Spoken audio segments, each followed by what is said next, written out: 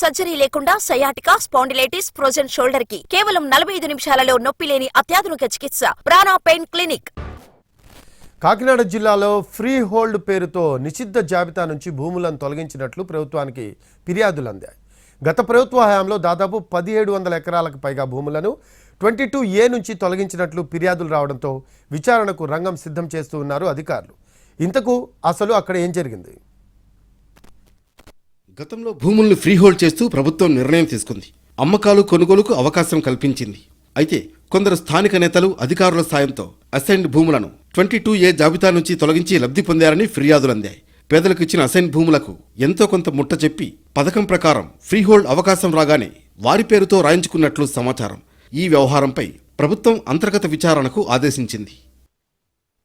Kakinada Peddapuram revenue డివిజన్లలో మొత్తం 7 నియోజకవర్గాలున్నాయి. వీటి పరిధిలో ఫ్రీ హోల్డ్ చేసిన 8680 ఎకరాల భూములపై విచారణకు అధికారులు రంగం సిద్ధం చేశారు. ఇందులో దాదాపు 1700 ఎకరాలకు పైగా ఫ్రీ హోల్డ్ చేసినట్లు కంప్లైంట్లు వచ్చాయి. ఫ్రీ హోల్డ్ చేసిన భూముల్లో ఎన్ని ఎకరాలు రిజిస్ట్రేషన్లో జరిగాయనేది కూడా తేలాల్సి ఉంది.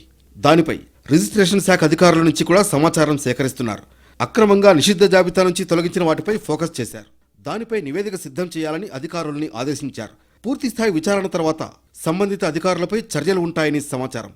కొన్ని చోట్ల అసైన్డ్ ఇవ్వని భూములు, 20 ఏళ్లు నిండని భూములు, సరైన డాక్యుమెంట్స్ లేని భూములు ఉన్నాయి.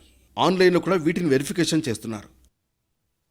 కాకినాడ కలెక్టరేట్ నుంచి ఈ ఫ్రీ హోల్డ్ భూముల వ్యవహారంపై విచారణ జరుగుతోంది.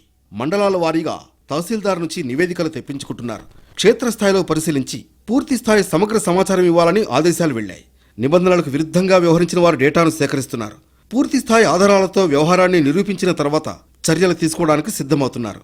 వ్యవస్థలో ఉన్న లొసుగుల్ని ఉపయోగించి అక్రమంగా లబ్ధి పొందిన వారిపై ఫోకస్ చేస్తోంది ప్రభుత్వం.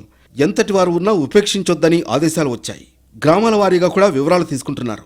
మధ్యలో ఇన్వాల్వ్ అయిన దళారులను బయటకు తీసుకొచ్చే ప్రయత్నం చేస్తోంది ప్రభుత్వం. ఫ్రీ హోల్డ్ భూములను అక్రమంగా తీసుకున్న వారిపై చర్యలకు సిద్ధమవుతోంది.